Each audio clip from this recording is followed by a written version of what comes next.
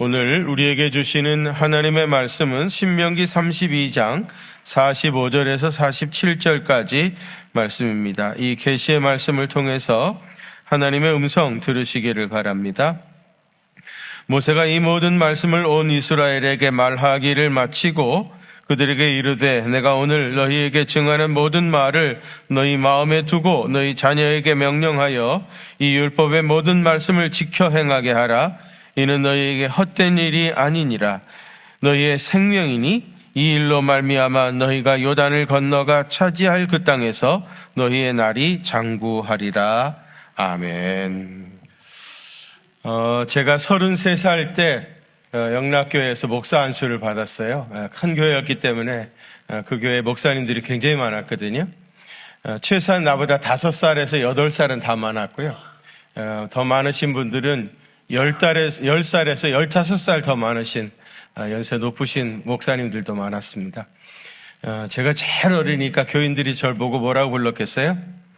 어린 종 그랬어요. 어린 목사님.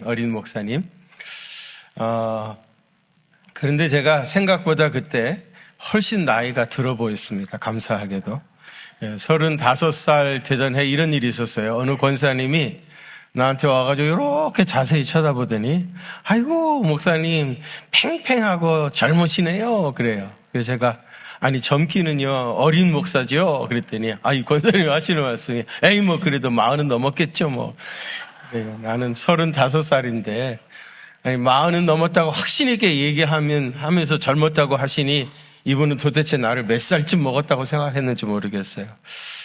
사실 제가 날이 어리다고 하는 것이 열등감이었고요. 그래서 또 어린 목사라는 얘기를 하도 많이 들어가지고 나는 지금도 어린 목사인 줄 알았습니다. 어느 날 보니까 나이가 훌쩍 먹어가지고 60이 넘었어요. 얼마 전에 우리 집사님 한 분이 제 나이를 알아보셨는지 아이고 목사님 환갑 축하드립니다 그러시더라고요. 그래서 제가 정색을 하면서 나는 그런 일 없습니다. 그런 일 한 적 없습니다. 제가 그렇게 강하게 부인을 했습니다.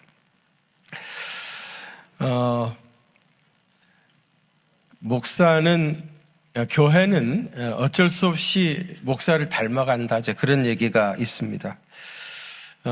저는 제가 나이가 들었다고 해가지고 우리 교회까지 늙어지면 안 되겠다. 그런 생각을 하게 되었습니다. 그러면서 하나님께서 제 마음에 주시는 꿈과 비전이 있다면 믿음의 다음 세대를 키워라. 믿음의 다음 세대를 세우라. 그런 사명을 주셨습니다. 젊은 사람들이 교회에 오고 싶어 하는 그런 교회, 또 와서 오랫동안 머물러 있고 싶은 교회, 또 아이들과 청소년들이 건강하게 자라고 또 그들의 해맑은 웃음소리가 끊어지지 않는 교회, 청년들이 행복하고 그들의 꿈과 비전이 이루어지는 교회, 3040 세대들이 교회의 주축이 되어서 교회를 이끌어가는 그런 교회를 꿈을 꾸게 되었습니다. 그러나 우리가 처해 있는 이 상황은 절대로 녹록하지가 않습니다.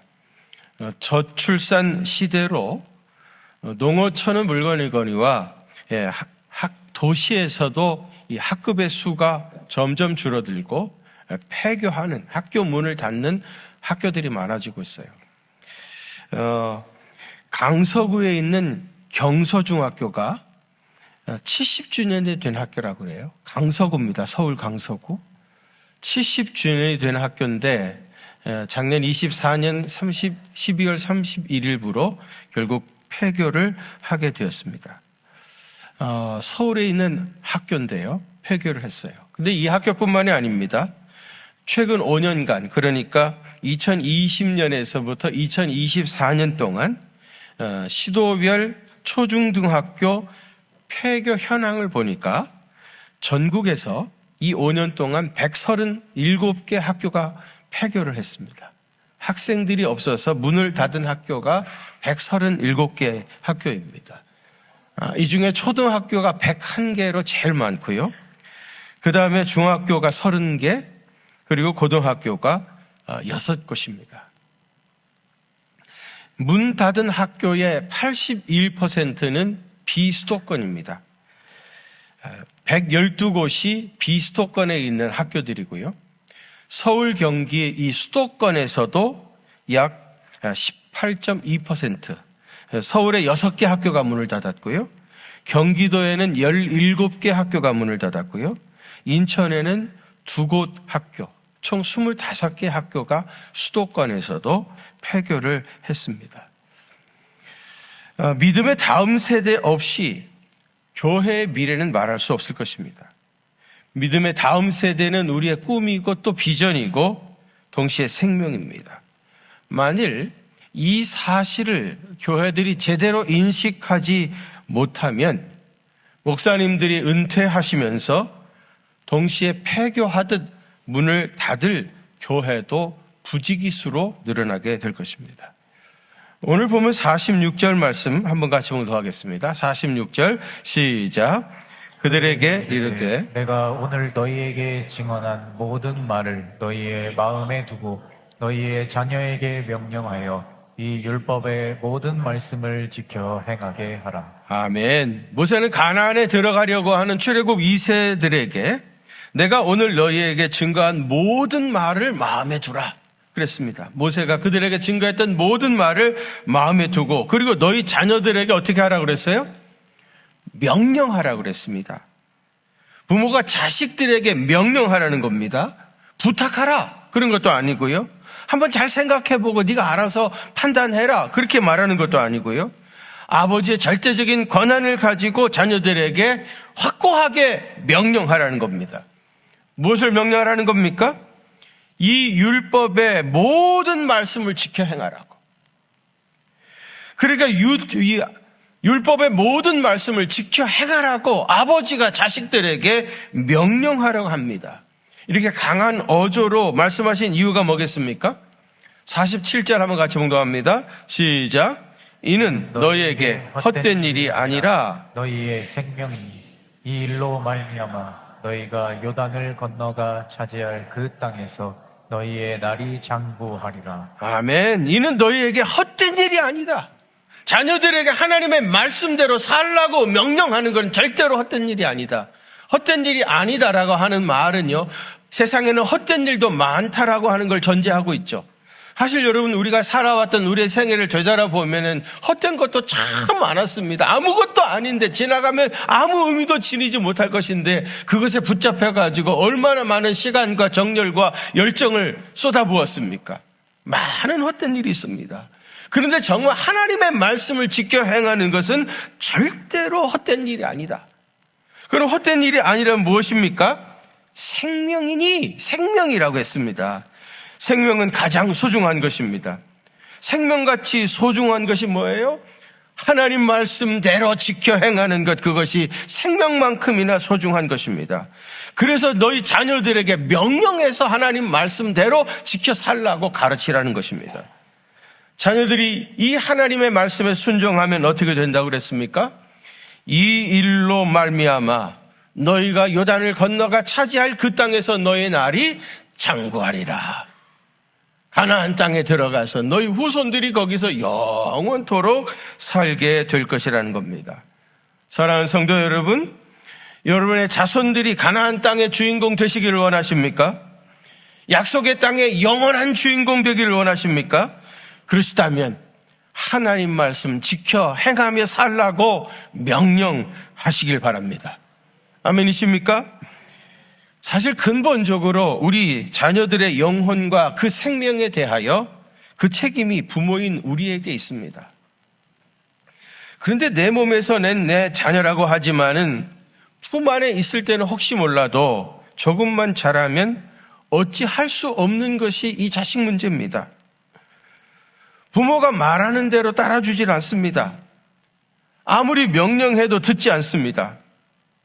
오죽하면 옛날에는 미운 7살이라고 했는데 요즘 뭐라고 그러죠? 죽이고 싶은 5살이랍니다. 엄마들이 얼마나 힘들으면 5살만 돼도 애들이 말을 안 듣는 거예요. 오죽하면 그런 말이 돌겠습니까?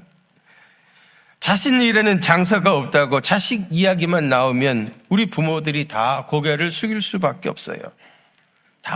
다 알면서도 어찌할 수 없는 것이 이 자식 문제입니다. 그런데 지금 교회 안팎을 살펴보면 우리 자녀들이 신앙을 가지고 살아가는데 정말 어려운 시대예요. 기독교는 세상에서 손가락질을 당하고 외면을 당하고 있습니다. 청년들 3040 세대는 탈기독교 현상이 일어나고 있어요. 교회에서 벗어납니다. 다시는 교회로 나오질 않겠다고 하는 거예요. 여러분, 중고등학교 학생들 중에서 교회 다니는 아이들이 3%입니다. 3%. 3%면 선교학에서 미전도 종족이라고 합니다. 아직 복음을 한 번도 전해 듣지 못한 사람들을 미전도 종족이라고 하는데 3% 미만이라면 미전도 종족입니다. 우리 중고등부 학생들이 지금 미전도 종족에 해당하고 있습니다. 우리 교회는 작년 2024년부터 믿음의 다음 세대 우리의 생명입니다라고 하는 주제를 외치면서 우리의 꿈과 마음을 모으고 있습니다. 근데 여러분, 우리의 이런 세운 비전이 그저 공허한 외침이나 주문으로 끝나버려서는 절대로 안 됩니다. 이제 그 꿈이 실제가 되기 위해서 구체적으로 행동을 해야 합니다. 사실 우리 다음 세대에게는 가능성이 있습니다.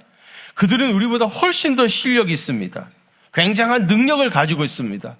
이 아이들이 하나님의 말씀으로 잘 준비되어져 가지고 말씀대로 행하고 쓰임받기 시작한다고 하면 얼마든지 놀라운 일들을 우리보다 훨씬 더 크게 할 수 있는 사람들입니다. 저는 이제 이 우리의 구호가 말로 끝나는 것이 아니라 실제로 우리 교회 안에서 이루어지기 위해서 우리 교인들에게 몇 가지로 부탁을 드리려고 합니다. 그 첫 번째로는 전 부서와 사역팀이 다음 세대를 위해 구체적인 사업을 계획하고 실천하셔야 합니다. 우리 교회에 16개의 부서가 있습니다. 그리고 각 부서마다 많은 팀 사역들이 있습니다. 팀장들이 있고 팀원들이 있습니다. 우리 교회에서 굉장히 많은 사역들을 지금까지 해왔습니다.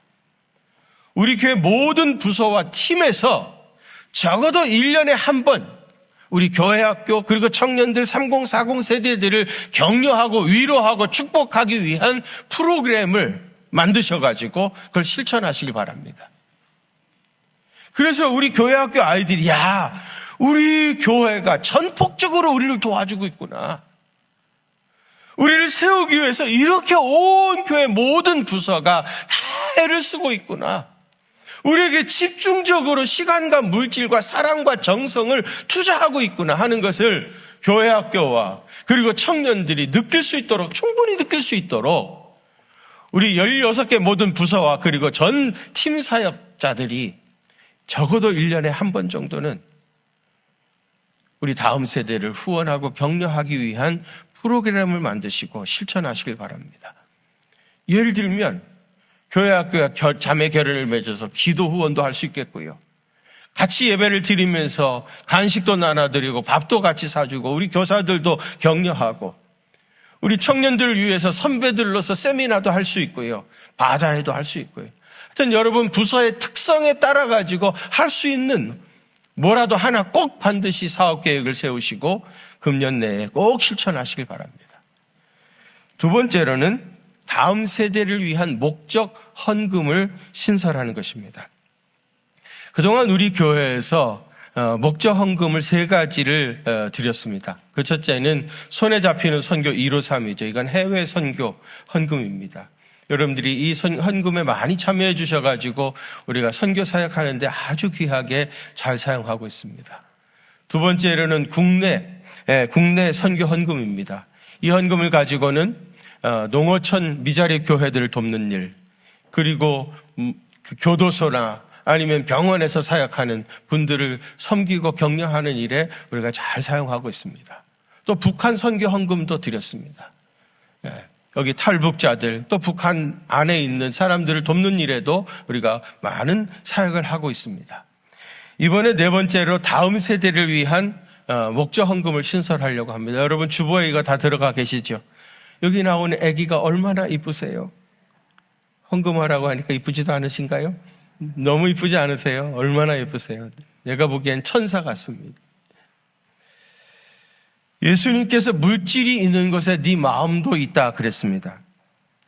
물질을 구별하여 드리는 것은 마음을 함께 모아서 기도하기 위함입니다. 사실 여러분 그러지 않아도 우리가 살기가 너무 힘들어졌습니다. 절대로 많이 작정해가지고 부담이 되게 하시지 마십시오. 정말 부담이 되지 않을 정도로만 작정하시길 바랍니다. 그러나 우리 모든 교인들이 한 달에 10,000원이라도 꼭 작정해 주시길 바랍니다. 온 교인들이 이 헌금에 다 동참해서 우리가 다음 세대들을 위하여 기도하고 있다. 우리가 너희들을 위해서 기도하고 있다고 하는 강력한 메시지를 아이들에게 전달해야 합니다. 이 다음 세대를 위한 목적 헌금은 기도 운동이라고 하는 것을 꼭 기억해 주시길 바랍니다. 만일 우리 교인들이 적극적으로 참여해 주셔가지고 10,000원씩 1,000명이 이 다음 세대를 위한 목적 헌금을 드리신다면 1년에 1억 2천만 원 정도의 기금이 마련될 것입니다. 이 기금을 가지고 무엇을 하려고 하는가? 우리 교회에서 자라는 아이들, 예를 들면 피스콰이어 어린이 합창단, UIS 청소년 오케스트라, 그리고 청소년부 해외 비전 트립, 그리고 청년부, 이런 아이들에게 해외로 보내서 그들의 시야를 넓혀주고 넓은 세상을 보게 해서 글로벌한 리더로 키워가고 싶습니다. 그래서 우리 교회에서 교회 학교를 10년 정도 다녔다 하는 아이면 그 기간 동안에 적어도 7개 나라 이상 경험할 수 있도록 우리 아이들의 경험의 폭을 활짝 열어주고 싶습니다. 제가 전에 프랑스의 몽블랑을 여행할 때 일이었습니다.